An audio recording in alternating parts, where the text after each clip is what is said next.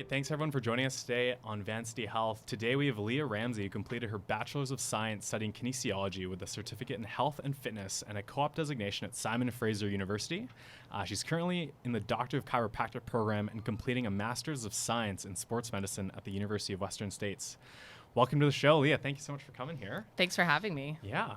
For our audience's knowledge, Lea and I go back to 2015 on SFU's Kinesiology Games team, which she founded the year prior, and is honestly a major reason why this podcast actually exists today. And how we've been able to network with many of the initial guests so far. So overall, thank you for that. That was actually this has been like an unexpected outcome of just a team that wanted to go, represent SFU at the Kin Games. But just to kick things off, how has the transition to online classes been since COVID started? Actually, it wasn't as difficult as you might think. UWS, where I currently study, was set up pretty well for online learning. Okay. We've had a couple of hybrid courses that already were done online with about 1 hour a week of in-person lecture. And all of our lectures are currently, or have been in the past, recorded. So they have audio and screen recording videos that have been done in the past, and that was something that they've always done since I started the program. So it didn't feel like a big adjustment as far as having to get used to that, because it's something that I'd done before, and most of the professors were already used to using some of the technology. Having Zoom classes was definitely interesting, especially in your own home, or for me, I was actually at my in-laws' place in the basement. So that was probably the biggest adjustment, was just the environment and not physically going to class, because I am that person that needs to go to class in order to stay on top of things. Yeah. But the school itself was set up pretty well, and once I got a schedule and stuck to it, I found it wasn't too bad. In fact, I found I had more time for other things like exercise and that kind of thing. So when you think of like chiropractic college or chiropractic school in a program, you think there's a lot of, hands-on components to it. And I know that, placements are part of it. Mm-hmm. So how's the program mitigated, like labs or hands-on components? That was tough. Yeah. So I'm in my last quarter before we actually entered the clinic. Okay. So this was a big quarter for us, and not ideal to be online and not having your hands-on practice and being with professors. If you did have someone to practice with, you had no one to give you feedback. So they did their best. They recorded themselves doing the various adjustments, and we did a lot of orthopedic testing courses this term. So there was a lot of watching videos of professors performing them and either practicing just with an invisible human. We do a lot of adjustment impulse drills, they call them, where you just warm up your arms and your hands. We do that on pillows, so that was something that was a slightly easy transition for me, other than to find something that resembled the pillows that we used at school. So it was just a lot of watching videos. I didn't really have anyone from the program that I could practice on. And to be honest, by the end of the day, I was too tired to really do much. So that was probably the hardest part, is we lost 3 months worth of hands-on physical practice. But the school seems to be prepared to get us back up to speed when we go back. That's great. Okay, so let's take a step back a bit. When did you know that you wanted to become a chiropractor? I don't have a moment that I remember. Okay. There was a moment where I knew physio school probably was not going to happen. Right. Because my grades weren't good enough coming out of undergrad. Okay. And while traveling abroad seemed really nice, going to Europe or Australia to study physiotherapy, I had a very serious boyfriend. And actually, we were engaged by that time. Yeah. And the thought of having to ask him to pick up his life and move with me away from his friends and his family was hard. And it was looking like a lot of money. And at that point, I basically just didn't know if I wanted to be a physio that bad. But I was working at a physiotherapy clinic who also had chiropractic and massage. And so I had spent a little bit of time with the chiropractor. He wanted to get me into treatment with him. So I went through a full assessment with him. And that was really my first experience with a chiropractor ever. Right. And it was very similar to physiotherapy. He did a physical exam just like any physiotherapist would, and it he had a lot of knowledge. And that was what got me thinking about chiropractic. And my experience working with Kintec, footwear and orthotics, I had a huge network of chiropractors, medical doctors, physiotherapists that I could speak to. So I decided to use it. I shadowed a couple of chiropractors that were around my area and saw that they also did exactly what I wanted to do, just from a slightly different approach, really. So Right. I reached out to some friends who'd already gone on to chiropractic school, asked them about their schools. I had a friend that went to UWS, asked her about it, and she had nothing but great things to say. And so I, from there, just did a lot more personal research at that point, and That's great. kind of fell in love with the idea of it. Yeah, I think that's just a really good example of you kind of knew where your values and passions were. Like you knew you wanted to go somewhat into this field. And while physio, may have not been a viable route at the time, you found a way to, you still retain those values and those passions, both on, your professional side and your personal side, and you found an answer. So I think that's just a great story, and a great inspiration for a lot of students who are probably going to be in the same position, because not everyone will get into physiotherapy school, which we've had a lot of people, say, as a kin, what do? You just go on to physio. Yeah, and that was me. That was graduate high school, do kinesiology, go to physio, and probably in about my second or third year didn't have good enough grades and started to get a little bit worried. So it was interesting. My fiance at the beginning of this pandemic actually had asked me, knowing what I know now, and if physio would have been an option, would I have still chosen chiropractic? Right. And I actually think I would. Now, knowing where I am and knowing the education that I've received, I don't think I would change my mind. That's fantastic. So, as you said, you were doing your research on, what school you might want to go to. So how did you select UWS? So my friend Shirtina had a lot to do with it. She's Dr. Kwan now. She's practicing in Burnaby and Coquitlam. She had a couple of classes with me at SFU and went on to the chiropractic program. She graduated the quarter that I started. So we crossed paths for a couple of weeks, it seems. And I chatted with her and, again, just reached out to other chiropractors around this area and just talked to them about their schools and their experience and what they thought.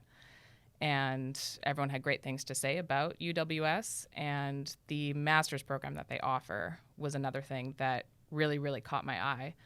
Right. So I definitely liked the idea of being able to do a dual doctorate and master's. Yeah. And just kind of expand onto my kinesiology degree and use the Master's of Science in Sports Medicine to keep harnessing the focus on kind of catering maybe a practice to athletes in the future. That's so interesting, because you go into a Doctor of Chiropractic program and you're not just thinking about that program. You're like, oh, a master's program. Maybe I'm crazy. Might as well do it. It's interesting. Very interesting mindset. I'll get back to that in a second. But this is just for me, I guess. Are there many chiropractic colleges in Canada that you can go to? There's two. There's one in Toronto, CMCC, so the Canadian Memorial Chiropractic College. That's the big one that everyone knows about.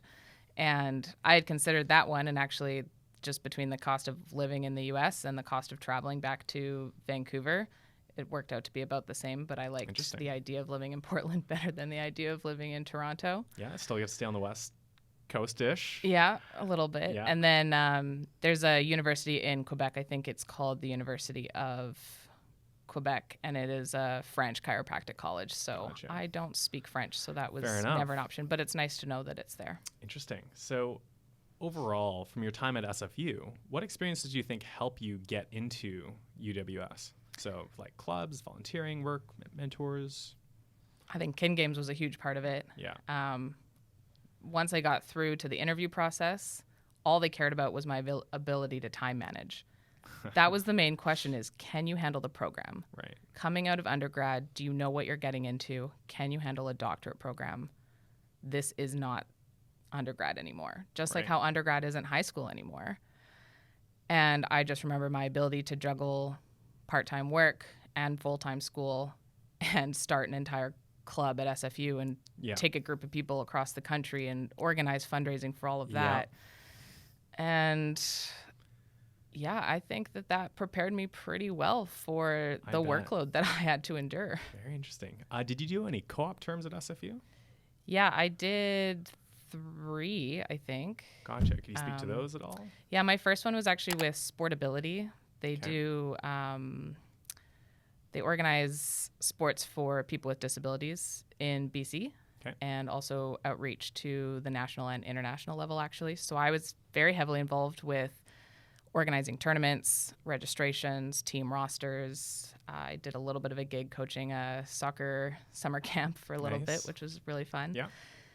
I stuck that out for about 4 months of a co-op and then stayed with them just to give them some part-time help. And then in my 4th year at SFU, I had started Kin Games, and then we went 1 more year, and I didn't quite feel like Kin Games was ready to move on to another person. Yeah. It hadn't quite gotten off the ground yet, so I really, really, really wanted to stick it out and just give me 1 more year to go into McGill, though. Yeah. It's exciting, fun, So I decided to do a co-op, and I worked full-time at Kintec, and I essentially took a year off of school, did full-time work, and I'm happy I did because I learned a lot there. Right. So you worked full-time at Kintec for a year? Yeah, for a year, and then finished my degree, and then actually stayed on with them full-time for 2 years before going back to chiropractic. And just, for our audience, what did you do there? We were called Fit Experts. Okay. So Kintec does a lot to do with foot pain, leg pain. Okay. We focus primarily on doing a gait analysis. So you look at how somebody walks and generally try to relate that to their foot pain. Oftentimes then creating treatment plans that would include footwear, orthotics, sometimes some other bracing products and sports med products that we carried, or feeding people into the pedorthic side where they actually went into custom orthotics. Gotcha. So lots of experience talking to patients, creating treatment plans. It was pretty cool. So going back into, looking into the program and looking at the requirements, what are the core requirements to get into any chiropractic school? Or in other words, what are chiropractic schools looking for from the students, aside from time management? Definitely anatomy, physiology. Gotcha. Are there any specific course requirements to do that, to show that? SFU provided all of it, so I didn't really need to look into it. My kinesiology degree covered quite a bit, but talking to some people who did not have a science background, or at least a background in the health and fitness or the human sciences, biology fields, they definitely had to take anatomy, physiology courses, which from what I've heard were not substantial enough. So I think you definitely need an undergraduate level understanding of anatomy and physiology and just the exposure, because the hard part is trying to learn all the words, really. Anatomy is like a second language. You're essentially learning Latin. Right. And so having had second and third exposures to the anatomy for me, it was a lot more natural to pick it up and relate it to the clinical aspect, as opposed to learning it for the first or maybe the second time around, but not even knowing what the words were, not even memorizing the words, let alone what the words pertain to as far as anatomy. And do you remember if UWS had any specific requirements for their school? Not off the top of my head. Okay. No. Gotcha. Did you remember if there was a minimum GPA? I think the minimum GPA was a 3.0. Okay. I do know as well, same with it in medical school, how you don't need to finish your undergrad degree. You can just jump right into UWS after, I believe, 2 years of an undergrad if you know that that's what you want to do. Right. UWS covers the requirements for a Bachelor of Science in Human Biology in the first year, which is insane to think that I took 6 years to do an undergrad, and then I got another one in just over a year. So, but I would say that the value of an undergrad, at least from my background, was not necessarily the courses, but it really was the experiences that you got to go through university, and doing clubs or even finding clubs in your case. Yeah. So how long is the Doctor of Chiropractic program at UWS? So it's a 4-year degree, but UWS condenses it to 3, so you don't take any summers off, which is nice because you get it over a little bit quicker, a little bit cheaper. But man, not having summers off, it's rough. Right. Do you have any breaks, like a winter break, summer break? You get 2-week breaks every 11 weeks. So we go by quarters, 4 quarters in the year. 2 weeks definitely never seems like enough, but I would rather get through the program. You learn so much that to space it out almost would be harder, in my opinion. Right. So how hard is chiropractic school in comparison to your undergrad? That's funny. I'm actually doing, like, my GPA is way better. Yeah. I've pretty much been getting straight A's in chiropractic school, Amazing. whereas SFU, I was struggling to get a 3.0. I think everyone struggles at SFU just a little. Yeah, I a guess little you bit. could say Just that. based on like the grading scale, it might be a little bit more difficult than other universities, but yeah, it's hard to say if it's harder. Like my first quarter, we had 8 classes, and I remember complaining about having 8 final exams, right? Like think about that. That's if you take insane. 5 classes at SFU, that's insane. You're And I crying. took Yeah. 8 in my first quarter. I had 8 final exams in the 4 days of finals week. Yeah. And I just remember sitting in the library complaining. And an upper quarter looked at me and goes, I have 13.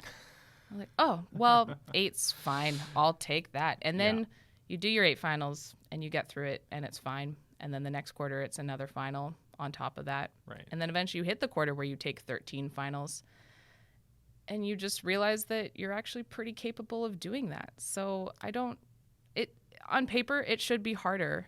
But I don't know if maybe because when I graduate, I actually have a career that I think I focus on school a lot more now and I can see the relevance. Right. Whereas when you're sitting in Bio 101 at SFU and you're learning about plants and you want to treat people, you just don't have the motivation to learn it.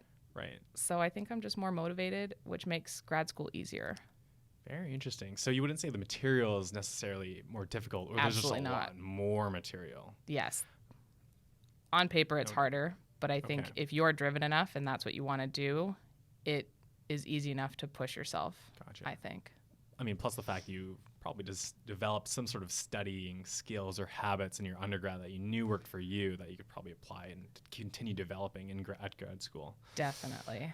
Right. So why did you opt to do the Masters of Science in Sport Medicine concurrently? It sounds extra challenging while you already have, like, were the 8 finals just for the DC program or? Yeah, so we don't actually start the master's program until quarter 6. So I'm actually only a couple of quarters into the master's program, whereas I'm 7 quarters into the DC program. Okay. And the master's program really only added 2 classes a quarter, which I guess when you're already taking 13, what's 2 more on top of that? You know, you make it sound so nonchalant, but as someone who's only done their undergrad, and I'm sure for a lot of the people just studying about their undergrad who are complaining about the 4 or 5 exams they might have at the end of the semester that are spread out over 2-3 weeks, like, wow, chiropractic school. I don't know if 13 exams is really in my. I guess when I say that, though, you have to remember that maybe at least 4 to maybe 6 of those exams are practical. Okay. So they're not all sit down, written, regurgitate lots of knowledge. Noted. So I guess 13 exams makes it sound worse than it really is now that I'm kind of reflecting on it. Good. We might make that that snippet be at the starting part just to not scare away people from any Doctor of Chiropractic program out there. And the master's program, there was a lot of talk about whether or not people wanted to do it. And there was great debate around the time that we had to make our decision, especially as a Canadian. The visa is a little bit restrictive, so you have to take it starting in your 6th quarter. Okay. Because it can't go longer than the DC program. Okay. And it was always just a passion of mine. You know, I love sports medicine. I studied kinesiology. It just seemed like a natural next step. Makes sense. I would love to train athletes, maybe not exclusively, but I want to help athletes because that's the population I think I relate to the most. Right. And it really just came down to I would rather regret taking the master's than regret not, really.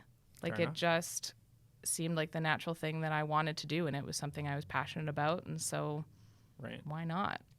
And I'm sure, going back to those exams, I'm sure there's some overlapping content in a sense. In a sense, yeah. And, potentially the more, that you learn from this Master of Science, there might be more overlapping content. But also, when you're practicing the field, you're just that much more knowledgeable when you are dealing with patients coming through the door, right? Exactly. Especially if they are athletes. And teaching was something that is in the back of my mind. I mean, chiropractic is a physical job, so knock on wood, if anything were to happen, I still want to fall back, but I want to stay in the industry. I want to keep making that impact. For sure. So I guess we just talked about the perks. So that was our next question. But at a high level, what are you learning from this Masters of Science program? I'm still pretty new into it, but we've touched on working with special populations, which is not something that the DC program at least has covered so far. Right. So working with people with disabilities, particularly athletes. Little bit more of a deep dive into exercise physiology as opposed to just regular physiology. So that's something that I've also touched on in my SFU degree. So it was nice to piggyback onto that. And one of the main reasons a lot of people take the master's program is we get a practicum where you are placed with local teams in high schools and you just get more hands-on experience, more experience treating, diagnosing, doing your physical exam. So I also wanted more practice. And I miss that atmosphere. I miss tournaments. I miss sports fields. I bet. I just miss that culture. Yeah. So just to clarify, you would you consider, or not to clarify, but would you consider working in the States afterwards, or would you come back to Canada?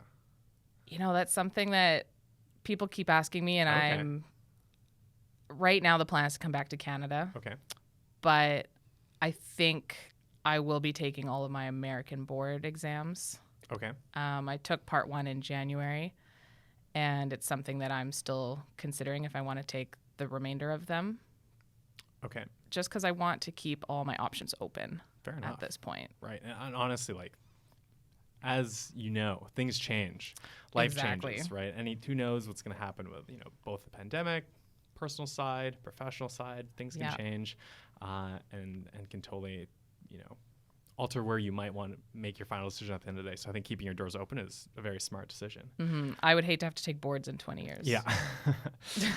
So we really want to help our audience get an idea of what they need to consider when they're aiming to study to become a chiropractor abroad. So how did you navigate, evaluating transcripts from a Canadian school and stuff like financial aid?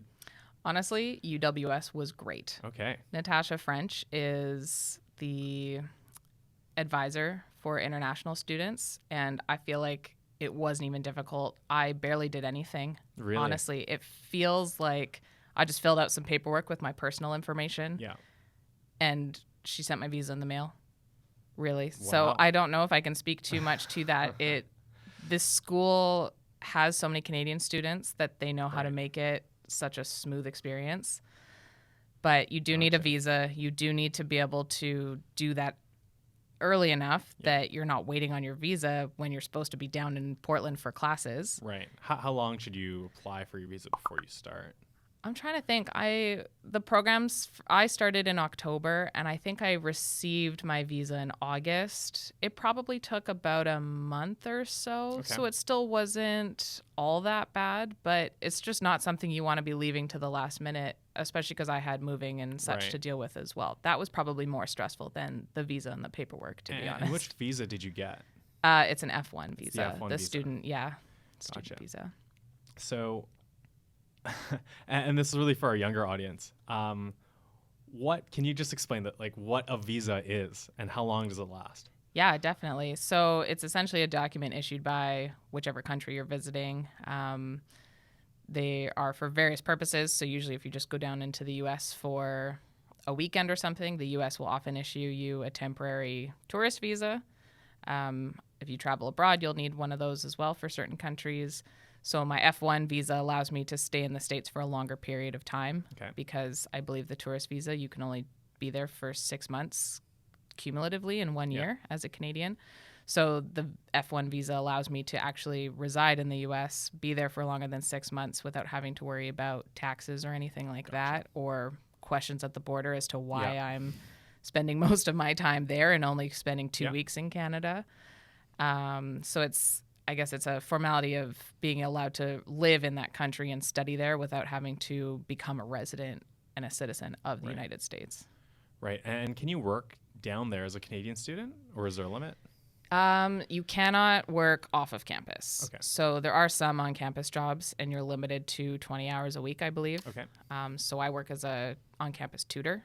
Okay. But you can't go and get a restaurant job or anything like that, unfortunately. And do you get taxed with Canada or with U.S. tax? I had to do U.S. taxes, but I didn't pay anything. Okay. So you're working so infrequently that I don't even know if they took taxes off, to be completely honest. Okay. Yeah. Okay. And it was with UWS, was there any specific financial aid like catered for Canadians? Yes. I guess Okay. I was going to say no, but there is. Okay. So UWS, as long as you maintain a 2.5 GPA, they will give Canadians a 10% discount off the tuition plus an extra $1,000. So right now it doesn't quite offset the dollar with what it is, Right. but it's still better than nothing. For sure. That's only for the DC program, though. That's not for the master's tuition. Okay. No idea why. That's Okay. just the way that it is. Gotcha. And overall, like, how much is the cost of the DC program? It's just over $10,000 US per quarter. Okay, and you have 12 quarters. Yeah. So you're looking at about just over 40,000 US a year for 3 years. Okay. Basically. And then that's on top of, like, does that include living expenses and rent? No, that's just the tuition. Fantastic. And that doesn't even include your student fees, any materials that you need, that kind of thing. Great. Good to know. Yeah. Good to know. Definitely something to consider. Right.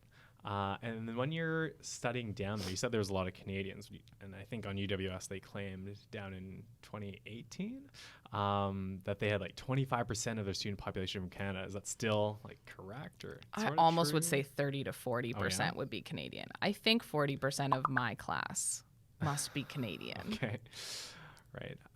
So you said you were going into your, getting more practical and hands-on. So what is a preceptorship? So preceptor you do in your 12th quarter. Okay. It's essentially like an internship. So you're done courses at that point. You're not taking any classes in 12th quarter. You're working in an out clinic, so not on campus, under a different supervisor than your clinical supervisor from the school. Yeah. And you basically just work full-time for them. And you're a little bit more at the mercy of your supervisor at that point. So right. Some of them might give you more freedom than others, but it gives you the freedom to be able to do that preceptor anywhere for the most part, as long as it's school approved. Right, because I know the UWS states that you can do these in Canada. So for you, are you thinking more, should I do one in Canada or should I do one in the States? And what are the pros and cons of that? Yeah, I'm not sure. I think the U.S. has a wider scope of practice for chiropractors, especially in Oregon. Most chiropractors, though, they still just cater their scope to be what we know chiropractic to be and just stick with the musculoskeletal conditions and that kind of thing. It certainly would be eye-opening to work in the U.S. system because their insurance and billing is quite a bit different than ours. Okay, interesting. But also coming back into Canada, it would be nice to work in a clinic here for that last quarter. Sometimes preceptor supervisors will keep you on, or it would be nice to network with that preceptor and see if they know other clinics in the area that are hiring or are looking for another doctor. Yeah, I think it's become very apparent, having a lot of these guests on the podcast, that networking is very big to get any type of practitioner job here, at least in Vancouver. It seems like everyone sort of knows someone working in the field, like a chiropractor will know other chiropractors and physios and RMTs. And there's definitely those niche networks all around. So what exams do you need to take in order to practice in Canada?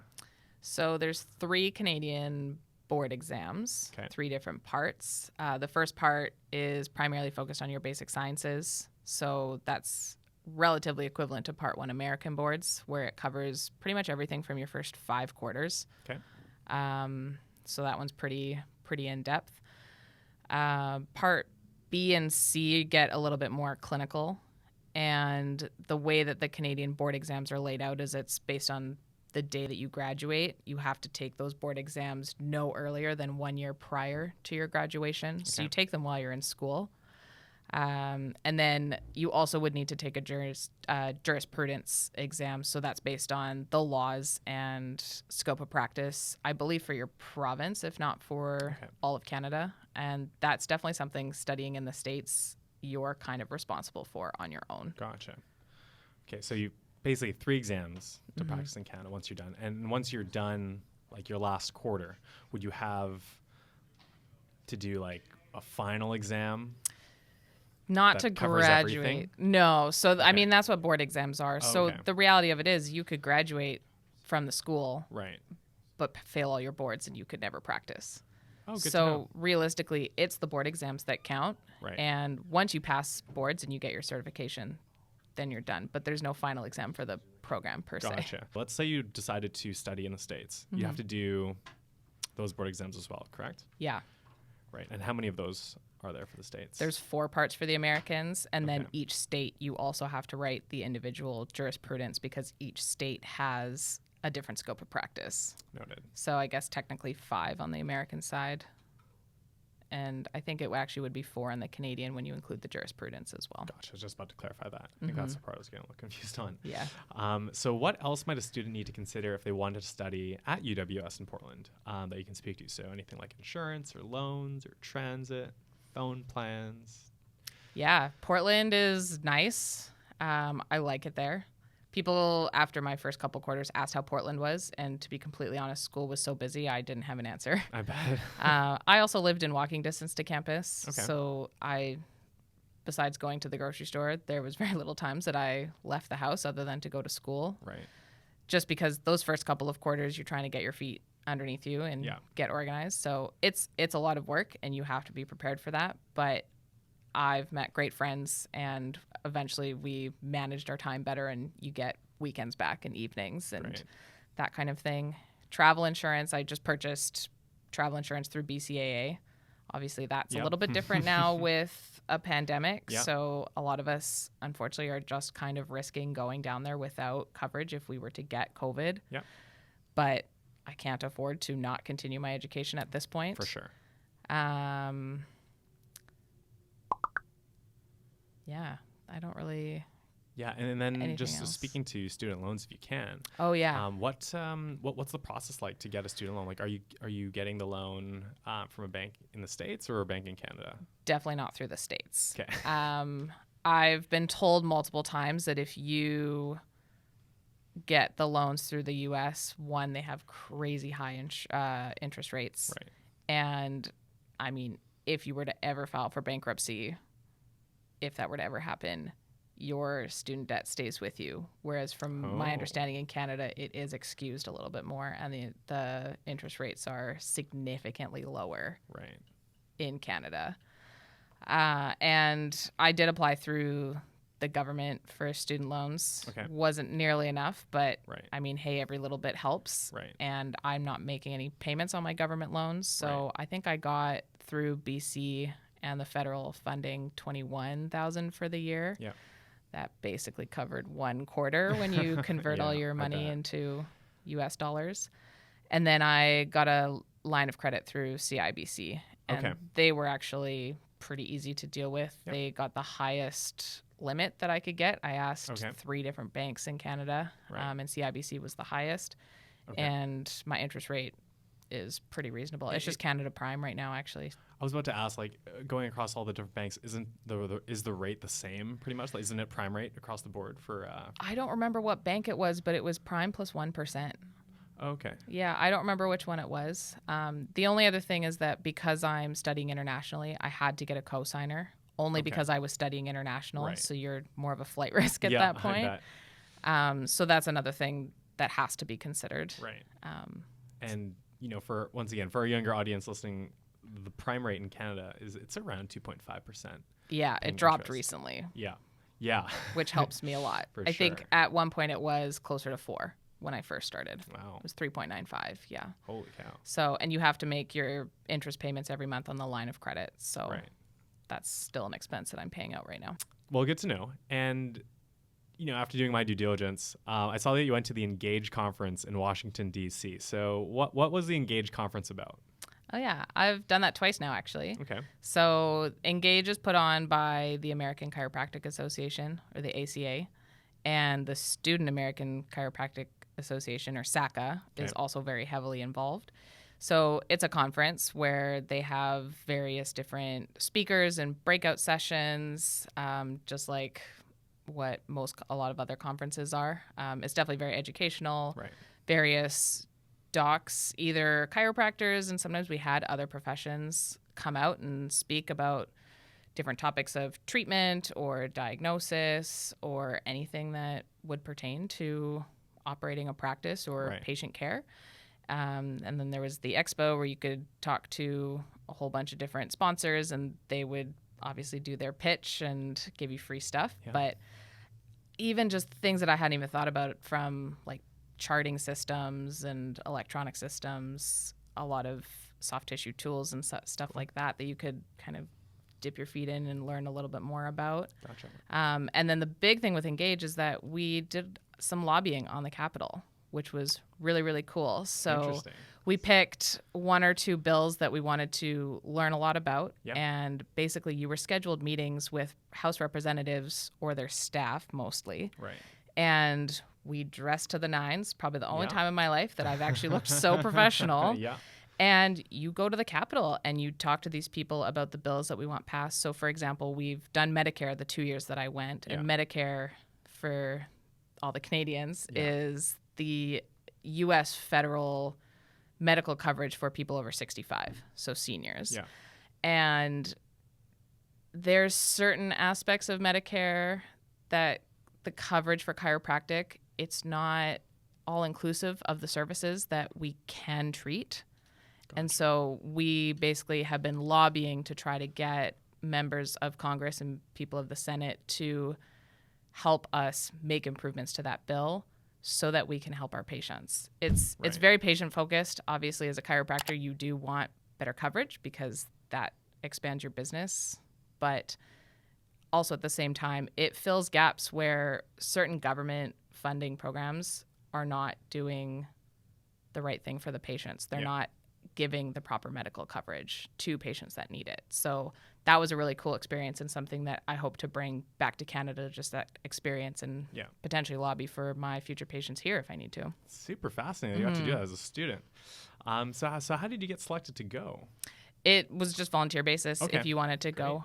Similar to King Games, we did some fundraising, but you did have to pay some of your way. Right. Yeah. And then at UWS, besides this conference, what other related opportunities or events are provided to just like enrich your time there? There's a lot of clubs, primarily focused around treatment and adjusting. Yeah. So I've been involved with multiple clubs. They usually run at lunchtime. Okay. And it's just another way to get hands-on practice. It also allows you to integrate with upper quarters who can kind of help hone your skills a little bit more. That's kind of the main thing, is the student clubs and practice. Other than that, some of the clubs are sport-oriented, but I personally never really got much involved with them. Gotcha. When you were applying to different chiropractic programs and your selection of UWS, I know I've heard of different schools of thought when going into chiropractic care. So can you kind of walk us through, what that school of thought is taught at UWS, and I don't know, your take on it? Yeah, it's that honestly could be a podcast in itself. Yeah, to be honest, but chiropractic is hopefully changing for the better moving forward. UWS takes a patient-centered, whole-body, evidence-based approach. So just to kind of break that down, and what that means is, a lot of people think of chiropractors as only being spine doctors and only doing adjustments. Right. We can do so much more than that. We learn so much more than that. I've learned all the pathology and physiology systems, and it takes all of that to be able to call yourself a doctor at the end of the program. Yep. And I truly want to know that what I'm learning and what I'm practicing has evidence behind it. I don't want to just follow a philosophy regardless of how old it is if there's nothing to kind of back that up. Right. And so, that means that maybe my practice will constantly be changing, and I hope so. I hope to keep up to date with the literature. And there are some chiropractic schools that maybe don't focus on that as much, and they focus a little bit more on the roots of chiropractic and where it came from in that spine in line model. Yeah. And UWS, they teach that. They teach the history of that and why we believe that. And it's, to be honest, you have to learn it because that's why chiropractic exists today. Makes sense. Yeah. It worked at one point, and that's what they thought. It's just that now the evidence is showing that it's still helpful. There's still lots that we can do as a chiropractor to treat pain and injury and occasionally illness, but maybe not in the way that the founders thought. Interesting. So it was shocking to me going, to some of the chiropractors early on when I've been injured, and then primarily focusing on the back and only doing adjustments. And, other chiropractors that I've been to,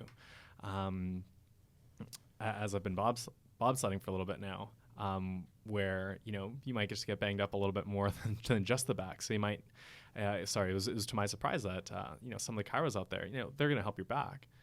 But then you're also going to work on your glutes, your quads, and then your feet, and then your calves. And you're like, oh, interesting how they're all connected. And that kind of blew my mind that chiros like even knew how to do that, because I've only ever been used to and been in the thought process that, all right, chiropractors, that just means they work on your back. If you have any other injury, you should go somewhere else. Yeah, and I would say that that's a misconception that lots of chiropractors now are trying to change, especially like you said, even if you have back pain, we are trained to figure out why you have back pain. And a lot of times it's from somewhere else in the kinetic chain. So a different spot in the body could be causing compensation or something, and you just happen to feel it in your back. Like that's just where your brain receives pain signals from. Right. But lots of other things can contribute to back pain, or lots of biomechanical things can contribute to back pain, which is definitely something that I also picked up through Kintec, my time there.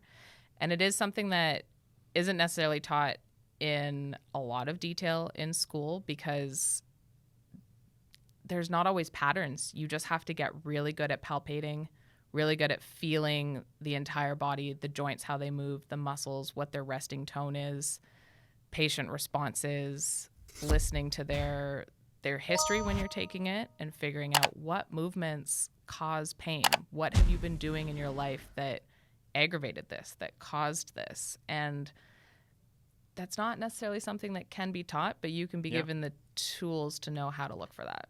And that's something that I definitely strive to do. All right. So taking all of that into consideration, I want to get your perspective on this question. For you, what does it mean to be a chiropractor? Love that question. It's honestly, treat the whole body. A lot of people come to their chiropractors for pain, and so you start with that. I definitely want to cater my future practice to not only fixing pain, but fixing the reason behind pain. Right. A lot of times it's to do with movement patterns and figuring out how to fix movement patterns, whether it's strengthening muscles or stretching muscles. We now live in a society where we sit more than we stand.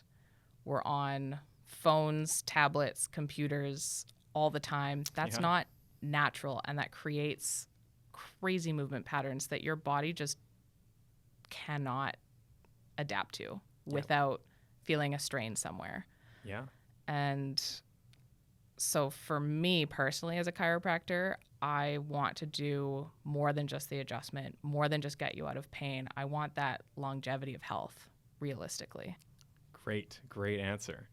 And now skipping forward, anything you wish you would have wanted to know, or that you would have done differently before applying to study at UWS, just to make your application even better? I probably would have shadowed more chiropractors, just because it is something that they encourage you to do while you're in school. And school's a lot. It's really busy. Yep. And those 2-week breaks are short. And sometimes you don't want to shadow chiropractors on your 2 weeks off. Yeah, I bet. But as we kind of discussed, there's a lot of different ways that you can practice. There's a lot of different clinic setups, patient bases, philosophies in chiropractic. And I think it's important that when you decide to go to chiropractic school, you at least need to have an idea of how you want your practice to look. For sure. Because there will be lots of people along the way that are going to try to shape your mind and shape how you are going to run your practice. And either you're going to follow them and decide that, okay, that's how I'm going to be. Or you can have your own set of values and ideologies and expand on them. Shadow other docs, see how you do or don't want to practice, and pick up tidbits here and there, though, because even a chiropractor you don't want to practice, like, they might run a clinic in the exact model that you want. Right. Or they might have a lot of business knowledge, which is something that we don't get a lot of in school. Right. So I probably would have shadowed more chiropractors to get a better idea of what's truly out there. Very interesting. Yeah. And kind of expanding on that, I know a lot of chiropractors, are the type that, they can do their sessions in 10 to 15 minutes. And that's how you book them online. And there are other chiropractors that offer 30, 40-minute sessions, even an hour session as a chiropractor. Where do you think you'd fit in? And what type of clinic do you think you'd operate best in with your educational background? I definitely want to work in a clinic that's integrative, so would have multiple professions working under one roof. I think that patients require a variety of treatment. And as a chiropractor, obviously I specialize in adjustments, and we learn various amounts of soft tissue work that can be done. I see myself doing a lot of soft tissue work. I see myself prescribing a lot of rehab and exercises. But at the end of the day, you have to remember that you're still running a business, and usually you as a human are your business. Right. And so while I would love to spend 1 hour with every single patient, that may or may not pay bills, make the money that I need. I think half an hour is a pretty comfortable place. Yeah. I see myself starting maybe even with 45 minutes just as I graduate and get my feet out from under me and figure out how practice is going to look in the future. But I don't love the idea of only spending 5-10 minutes with a patient, 15 maybe, if I was efficient enough. Yeah. But there's a lot you need to accomplish in 15 minutes for round patient, like full patient care. Right. And in those 15 minutes, would you also be doing exercises? Or ideally, if you were doing 15 minutes, you'd be working with like almost maybe even a kin to help do some exercises. Yeah, and I think that's where my kinesiology background comes in, is that I understand the value of that degree. And people that graduate with that degree have so much knowledge, and I don't think it's utilized very well. So I think it would be really cool to be in a clinic that has that kinesiologist that will run through the rehab, that even can progress them through rehab, because I trust that a kinesiologist would have that knowledge, and then I can focus on just the hands-on manual patient care. Sounds good. Yeah. Any last tips for students who are on the fence about studying abroad or studying at a chiropractic school? Studying abroad is awesome. Even in the U.S., there was culture shock a little bit. Even though we're very similar, we're also very different. I wouldn't be afraid to study abroad. Even like I have friends that went to Europe and Australia to study, and it seems like they had the time of their lives there. Yeah. Chiropractic, I think, is a great option if you like the idea of having more education. Even just looking into some of the physiotherapy curriculums, I don't think they completely cover the topics that we did in depth in my first year of chiropractic, and I loved having that all-round education. We went deep into metabolism and microbiology and physiology, even beyond the level that I thought there was to go. Yeah. And I loved the idea of just having that further education, especially in the U.S., though. I find that because chiropractors are seen more as primary care physicians, they're almost more equivalent to a medical doctor in the U.S. Okay. So I was educated closer to that almost. We learned a lot more physical exam skills and treatment skills, medicines, that kind of thing. So I think anyone considering chiropractic, it's more education, I believe, than physiotherapy. It's longer. It's a longer degree. It is. So that's something to factor in. But I think if you know how you want to practice, it's an excellent profession. You have lots of freedom, especially if you want to be your own boss someday and run your own practice. All good to know. Thank you so much for coming on today's show. And yeah, that's a wrap. Thanks for having me. Thank you.